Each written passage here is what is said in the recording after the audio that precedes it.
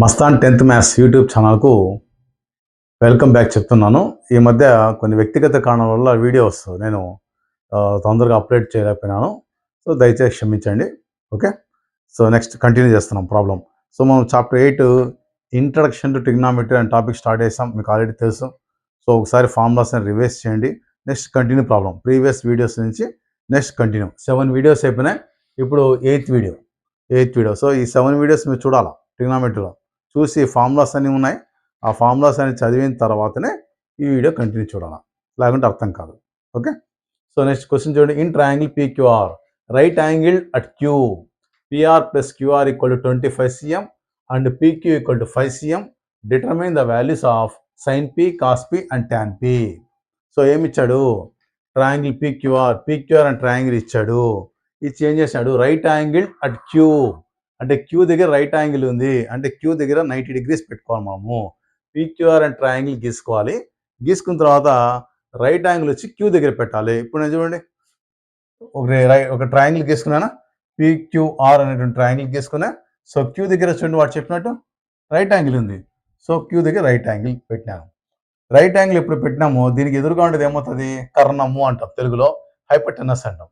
Okay, ఇది hypotenuse అన్నమాట. So right యాంగిల్కి ఎదురుగా అది హైపోటెనస్ PR. సో వాడేమన్నాడు? PR plus QR equal 25 centimetre అంట. PR ఇది ఇచ్చాడు, ప్లస్ QR ఈ రెండు కలిపితే 25 ఇచ్చాడు. విడివిడిగా ఇలా మనకు విడివిడిగా ఇవ్వాల, విడివిడిగా ఇది ప్లస్ ఇది ఈక్వల్ 25 ఇచ్చాడు. అండ్ PQ ఈక్వల్ 5, ఇది PQ ఇదంతా 5 సెంటీమీటర్ ఇచ్చాడు. ఇచ్చిన తర్వాత ఏమన్నా determine the values of sin P కనుక్కోవాలా, cos P కనుక్కోవాలా, tan P. P అంటే ఇక్కడ ఈక్వల్ యాంగిల్ ఇది. సో దీనికి సంబంధించినటువంటి ఈ Pకు సంబంధించిన sin P, cos P, tan P values మనం కనుక్కోవాలి. ఇది క్వశ్చన్. సో ఫస్ట్ ఫిగర్ వేసుకోండి, ట్రయాంగిల్ PQR వేసుకోండి. Q దగ్గర రైట్ యాంగిల్ పెట్టినాం. ఇప్పుడు వాడు ఏమైతే ఇచ్చినాడో ఆ డేటా యూస్ చేసుకొని ఈ ట్రిగ్నామెట్రీ రేషియోస్ కనుక్కుందాం. ఓకే, గివెన్ దట్ ఏమి ఇచ్చాడు? Given that in triangle PQR angle Q equal 90 వాడే ఇచ్చాడు. Angle Q equal 90, right angle అంటే లంబకోణము 90 డిగ్రీలు అని ఇచ్చాడు. So next PQ equal 5 centimetres, ఇది కూడా వాడే ఇచ్చాడు. వాడిచ్చే డేటా రాస్తున్నాం. ఓకే, ఇప్పుడు ఇది కూడా PR plus QR equal 25 cm, 25 centimetres, ఇది కూడా వాడే ఇచ్చాడు. PR plus QR equal 25 cm. Therefore QR equal to QR ఏమవుతుంది? PR అటుపోకపోతే మైనస్ అవుతా. సో 25 ఉంది, PR అటుపు పంపించాం, minus PR. Okay, so QR equal to 25, PR అటుపోకపోతే minus PR. So QR equal 25 minus PR, ఈ వాల్యూ మనకు వచ్చింది. సో ఇది రైట్ యాంగిల్ ట్రయాంగిల్ కాబట్టి మనం ఏం యూస్ చేస్తాం? పైథాగరస్ థియరం యూస్ చేస్తాం. Okay, so from Pythagoras theorem ఏం చెప్తుంది? Hypotenuse square equal to side square plus side square, కర్ణము స్క్వేర్ ఈక్వల్ టు భుజము స్క్వేర్ ప్లస్ భుజము స్క్వేర్ అని చెప్తుంది. కర్ణము స్క్వేర్ ఏం? ఇది PR స్క్వేర్, ఇది hypotenuse. PR square equal to PQ square plus QR square. చూడండి, PQ square plus QR square, అదే రాసింది. PR స్క్వేర్ అంటే hypotenuse. PR square equal to PQ square plus QR square, PQ square plus QR square. Hypotenuse square equal to side square plus side square. PR square ఇవ్వాల, మరి PR ఇవ్వాల. Okay, equal to PQ ఇచ్చాడు, వాడే 5 ఇచ్చాడు. So PQ బదులు 5 పెట్టినాం, 5 square plus QR దగ్గర రాసుకున్నాం. QR 25 మైనస్ PR రాయచ్చు కదా QR, అందుకే QR బదులు రాసిన 25 మైనస్ PR పెట్టినాను. పైన హోల్ స్క్వేర్ అట్లే ఉంది, ఏం చేయలేదు. ఓకే, ఇక్కడ సబ్స్టిట్యూషన్ చేసాము, ఒకటే సబ్స్టిట్యూషన్. PQ వాల్యూ ఇచ్చాడు కాబట్టి 5 రాసాం. QR వాల్యూ మనకు PRలో ఉంది, 25 మైనస్ PR అని అది పెట్టాను, అంతే, ఇంకేం చేయలేదు.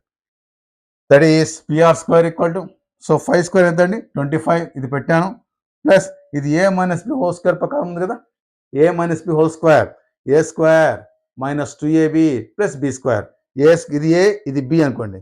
A minus B whole square, A square అంటే 25 స్క్వేర్ మైనస్ 2AB, ఇదో 2AB. సో 2 ఇంటూ A ఎంత? 25 into PR, 2AB plus B square, B square అంటే PR square. So A square minus 2AB plus B square, ఈ formula apply చేయడం జరిగింది. So PR square equal to 25 plus 25 square ఎంతండి? 25 625. 625 minus 25 into 2 50 into PR 50 PR. Okay, plus PR square అట్లే పెట్టారు, ఏం చేయాలి. So PR square equal to ఇది చూడండి, ప్లస్ఏ కాబట్టి మనం డైరెక్ట్గా మనం రాసేయచ్చు బ్రాకెట్. బ్రాకెట్ ఓపెన్ చేసేయచ్చు. ప్లస్ ఉంటే నో ప్రాబ్లం, మైనస్ ఉంటే మనం లోపలంతా మైనస్ పంపించేయాలి. ప్లస్ కాబట్టి డైరెక్ట్ చేస్తాం. 25 + 625 ఎంత? 25, ఒక 625, 650 అది వేసాను. Next plus into minus minus, plus ఉన్నప్పుడు మీరు నో ప్రాబ్లం అండి, డైరెక్ట్గా వేసేస్తాం వాల్యూస్. సో -50 పిఆర్ ఇట్లా పెట్టాను, ప్లస్ పిఆర్² అట్లా పెట్టాను. ఏం చేయాల, ఈ 625ను 25ను కూడినాం, ఎంత వచ్చింది? 650. ఓకే, ఇప్పుడు ఏం చేస్తాను, అన్ని ఇటుపక్క తొడుకొని వచ్చిన, ఒక స్టెప్ ఎక్స్ట్రా రాశాను. యాక్చువల్గా ఈయన క్యాన్సిల్ చేయొచ్చు. 10th క్లాస్ లెవెల్లో మీకు కొద్దిగా ఈక్వేషన్స్ అటుపక్క ఇటుపక్క తెచ్చుకోవడం కొద్దిగా కన్ఫ్యూజన్ స్టేట్లో ఉంటారు కాబట్టి ఒక స్టెప్ ఎక్స్ట్రా రాద్దాం, ఏమవుతుంది? ఓకే, PR² ఇదన్నీ ఇటుపక్క తీసుకురండి. ప్లస్ 650 ఇలా వస్తే -650, -50 పిఆర్ ఇటుపక్క వస్తే +50 పిఆర్, ప్లస్ పిఆర్² ఇటుపక్క వస్తే -PR². అన్ని ఇటుపక్క వచ్చేసాయి.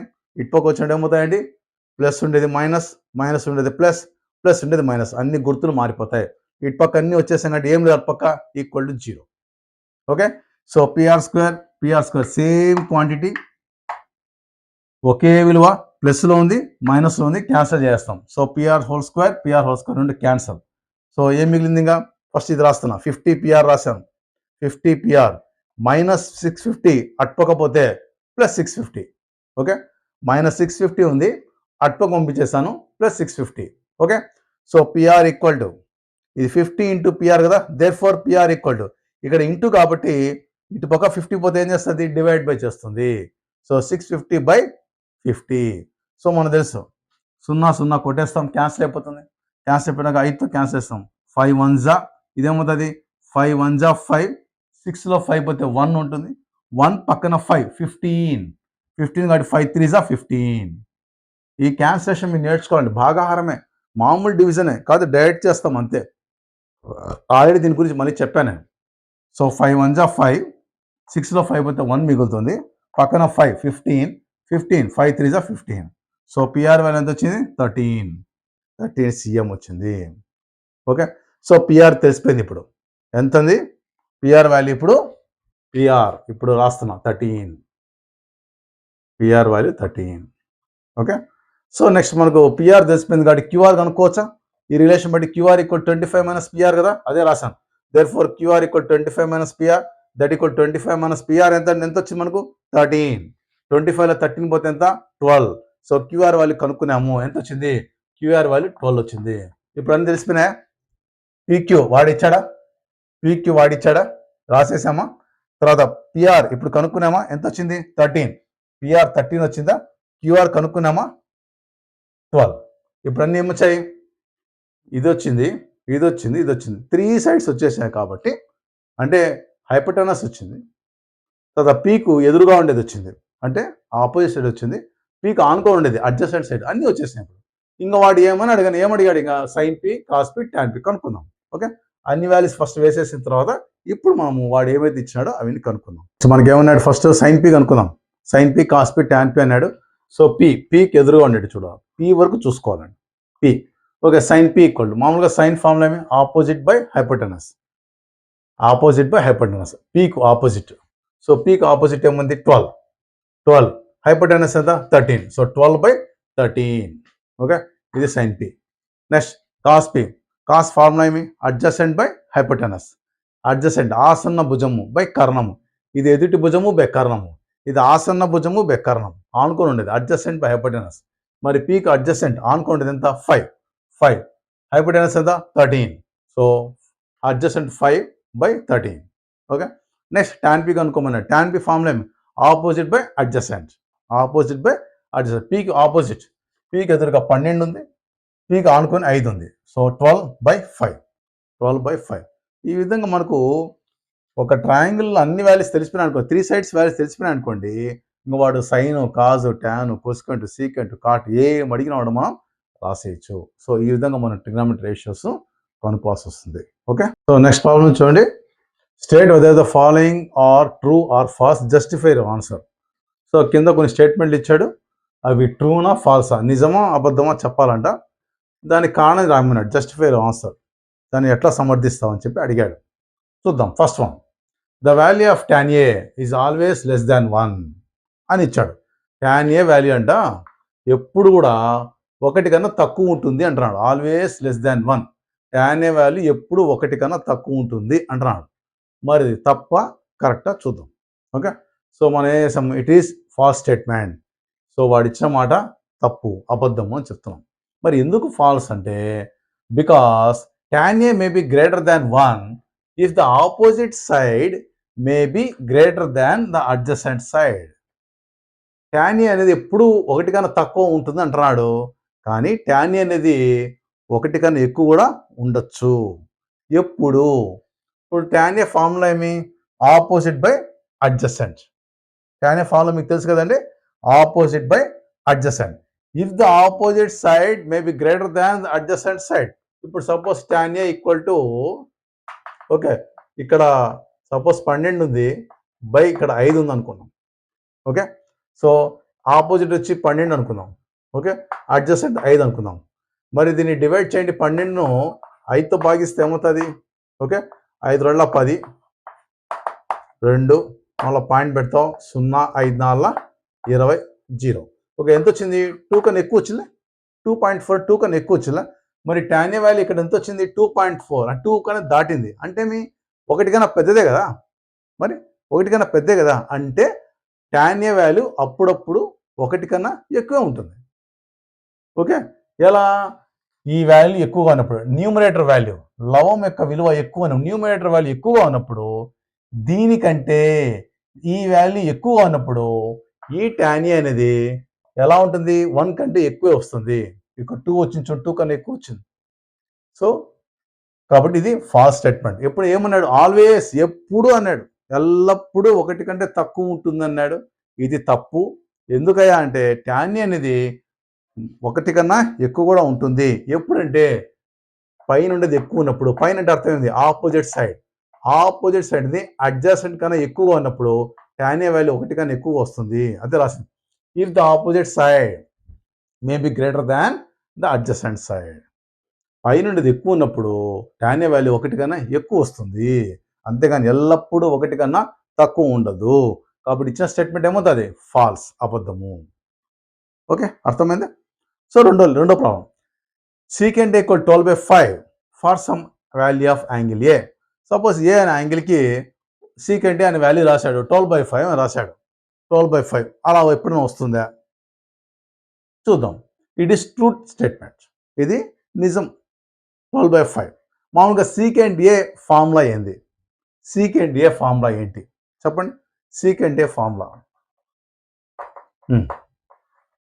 పైన ఏమొస్తుంది? హైపోటెనస్ వస్తుంది, కింద ఏమొస్తుంది?